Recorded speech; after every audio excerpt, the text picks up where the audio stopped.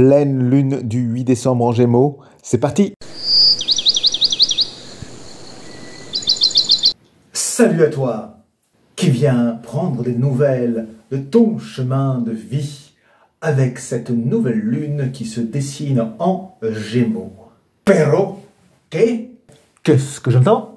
Tu n'étais pas encore abonné, mais tu vas tirer la mauvaise carte. Je crois que si tu t'abonnes, je crois que tu vas pouvoir vivre longtemps, très longtemps. Oui, les cartes me le disent. Alors, qu'attends-tu? Est-ce que tu cliques sur la petite cloche? Est-ce que tu vas mettre le petit pouce? Et nous verrons ensemble ce que l'avenir te dira.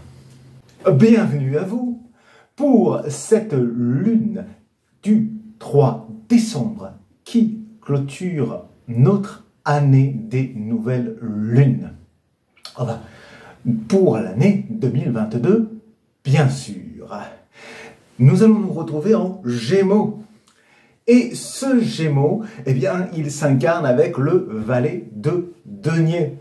C'est ainsi cette capacité à entamer une nouvelle aventure tout en s'investissant.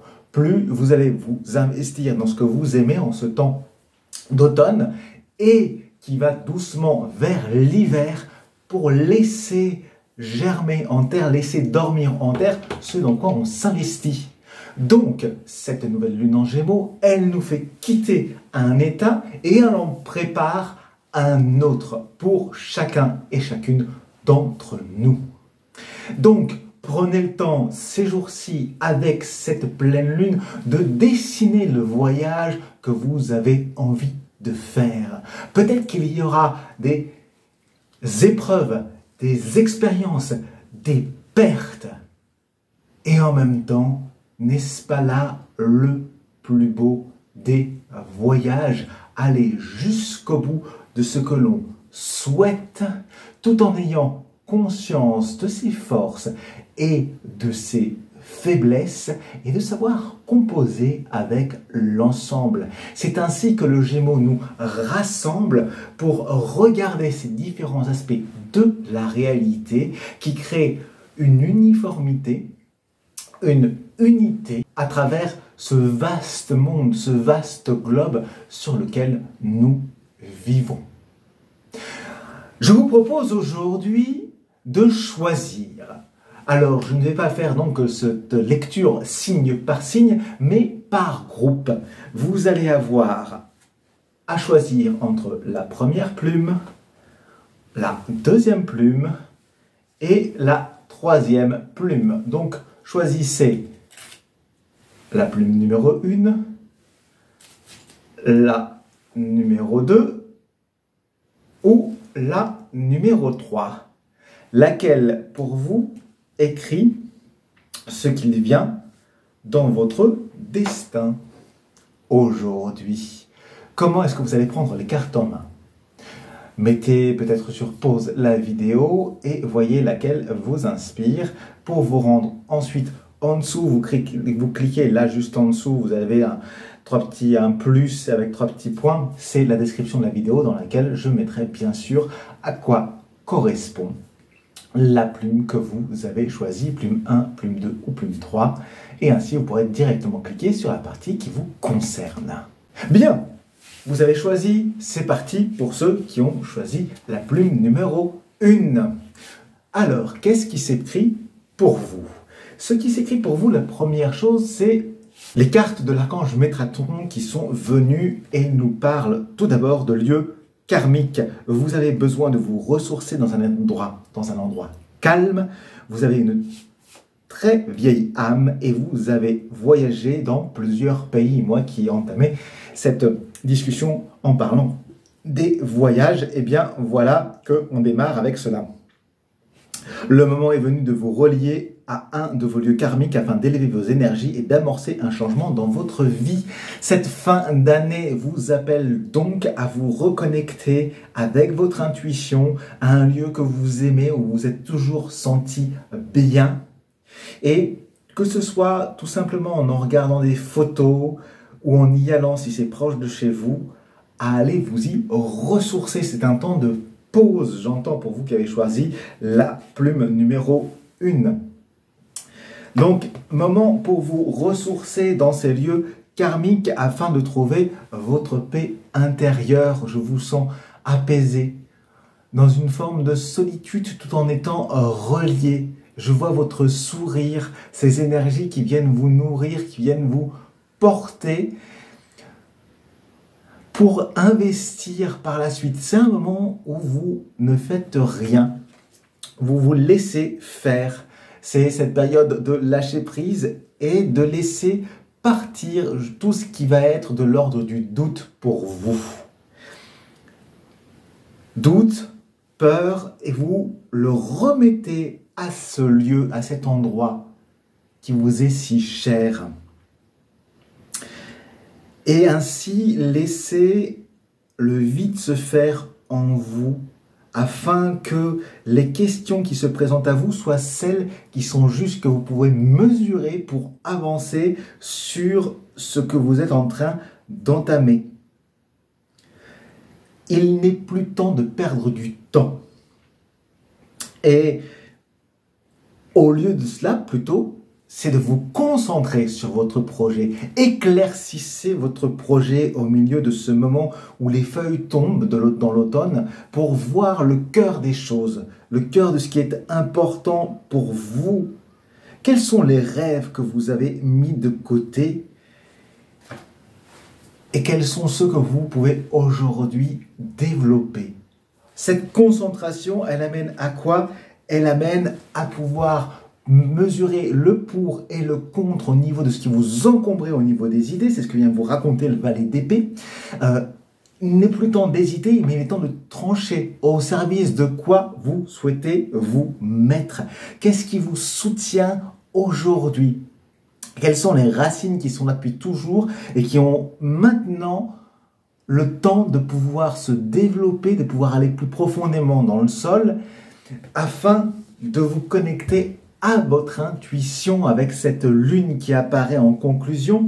C'est comme si vous aviez toute cette possibilité de donner naissance à cet idéal, tout en acceptant la part d'ombre de cet idéal, mais il vous porte, il vous emmène, il va vous faire passer par plusieurs phases, et ces phases-là, elles sont importantes, elles vont nourrir chaque partie de ce projet. Mais cela va en vous connectant à votre lieu pour laisser partir tout ce qui vous encombre, ce qui vous amène à trancher dans vos idées qui n'ont plus d'utilité, afin de vous laisser porter par cet idéal que vous allez viser.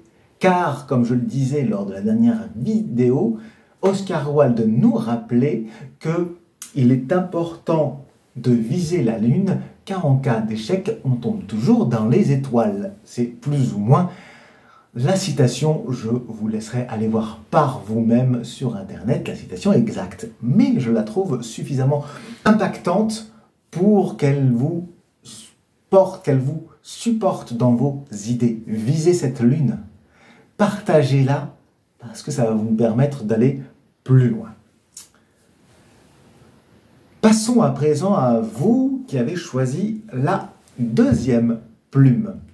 La deuxième plume, elle nous raconte ceci. Elle nous parle tout d'abord d'accomplissement. C'est le moment pour vous de vous laisser fleurir ce qui poussait en vous, ce qui s'enracinait en même temps. Vous arrivez à la fin d'un cycle. Vous, les personnes qui avez choisi ce tas-là, eh bien, vous avez déjà fait beaucoup œuvré, et cela se poursuit.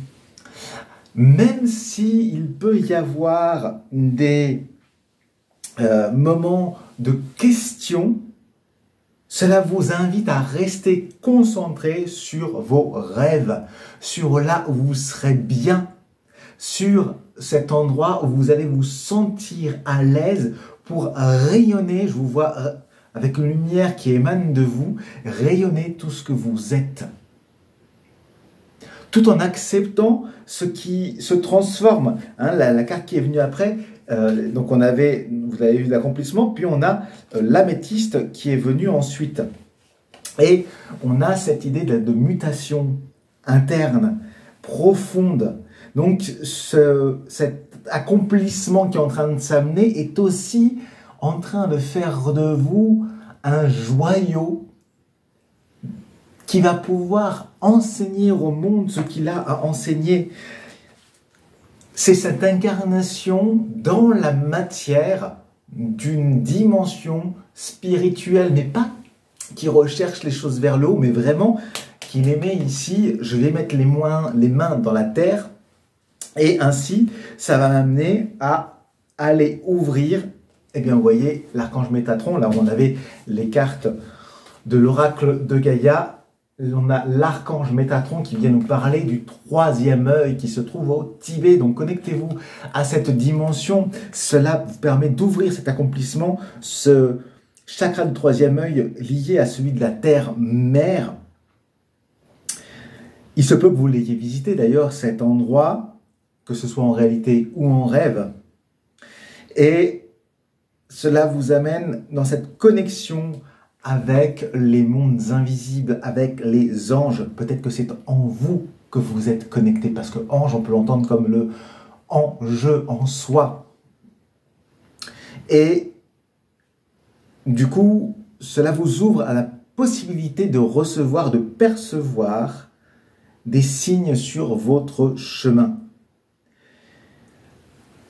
Laissez votre intuition agir. Les signes qui vont se présenter à vous, ce sont ceux qui vont faire sens pour vous. Il y en a des dizaines, peut-être que tout est un signe. Mais votre attention, votre regard va se porter sur certaines parties chemin. C'est ce qui fait un. C'est ce qui m'amène vers mon unité. Donc quand vous vous sentez connecté à ce qui se présente à vous, prenez-le comme un signe. L'important, c'est ce que vous allez raconter de ce signe, ce qui vous amène à reconnaître votre âme. Il est temps, avec cet accomplissement, de vous connecter à cette part de vous-même profonde qui est là, qui est peut-être une mission de vie, comme on l'appelle. Y a-t-il une mission de vie? Ça, c'est une autre question. Mais en tout cas, à vivre pleinement l'être que vous êtes, à vous regarder dans ce miroir, à voir votre immensité. Peut-être que cela peut faire aussi un peu peur de voir que nous ne sommes que vacuité, c'est-à-dire le vide, et que dans ce vide, tout peut se réaliser. Et que c'est peut-être juste votre mission spéciale, c'est celle d'être. Et ainsi d'évoluer parmi les humains, apporter la lumière, l'amour, tout en acceptant l'ombre, car l'ombre est aussi une part de l'amour divin. Ici, c'est ce qui permet tout simplement de créer, de trouver le relief. L'un et l'autre cohabitent. Peut-être que voilà, vous aviez le sentiment d'être un peu perdu ces derniers temps et que vous n'aviez plus de boussole ou l'impression d'avoir perdu votre boussole. Et pourtant, vous voyez, on parle d'accomplissement. Donc, vous êtes arrivé au terme d'un chemin, en tout cas. C'est une invitation à la méditation qui vous reconnecte à votre essence, à ce qu'est votre âme, en tout cas, ce qui fera sens pour vous aujourd'hui. Car dans ce sens-là, eh bien, cela vous amène à vous ouvrir avec le valet de coupe, nous dit le tarot de Marseille, à vous ouvrir à ce que vous aimez, à la dimension de ce que vous pouvez porter, être au service de cet amour, et ainsi le partager. Donc c'est comme si vous faisiez œuvre au niveau du groupe, au niveau déjà, ne serait-ce que de votre famille, de pouvoir être dans ce moment, dans cet ici et maintenant, peut-être le nez dans le guidon, mais ce n'est pas grave parce que vous vous reconnectez à votre essence de vivant, d'être vivant, qui tout simplement peut prendre de la hauteur, s'élever, s'envoler et emmener les autres à le suivre, même si c'est encore un peu incertain. et qu'il y a une forme d'incompétence. C'est la compétence de l'un, on peut l'entendre comme cela. Et c'est en même temps touchant. Donc, allez-y, parce que c'est ici l'aboutissement d'un chemin que vous aviez peut-être mené depuis plusieurs années, qui vous en ouvre un nouveau. Pour vous qui avez choisi la plume numéro 3, voici la lecture de cartes. On va commencer, on démarre avec le tarot de Marseille qui nous parle du 7 de coupe. Ce 7 de coupe, c'est votre plaisir à aller partager, à faire la fête. C'est comme si là, il y avait un jaillissement en vous qui vous amène, alors vous venez dans cette période de fête aussi, on est en décembre, à aller voir les uns et les autres, peut-être à vous, je vous vois comme vous le démultipliez, parce que c'est un moment qui vous enflamme, et peut-être ça va vous demander émotionnellement beaucoup d'investissement, et en même temps, la carte qui est venue avec, c'est le 5 de coupe.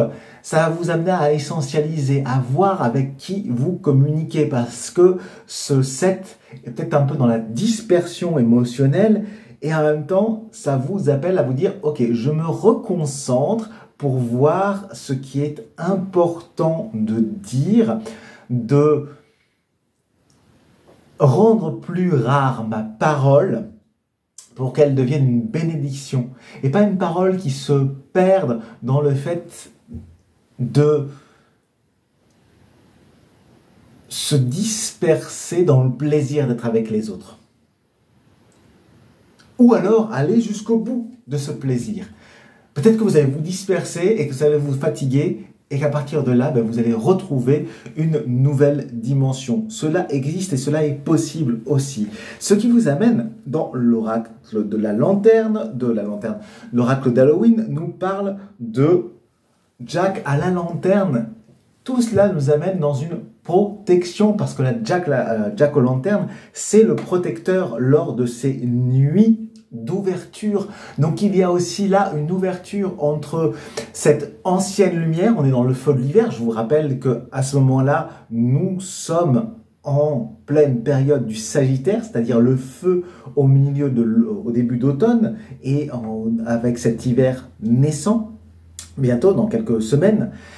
Et ici, eh bien, on a cet espoir, cette protection de l'amour, de cette chaleur qui va se partager. En même temps, on va faire peur aux mauvaises âmes, en quelque sorte, pour être protégé de ce qui pourrait venir, eh bien, mettre à mal notre amour, notre ouverture de cœur.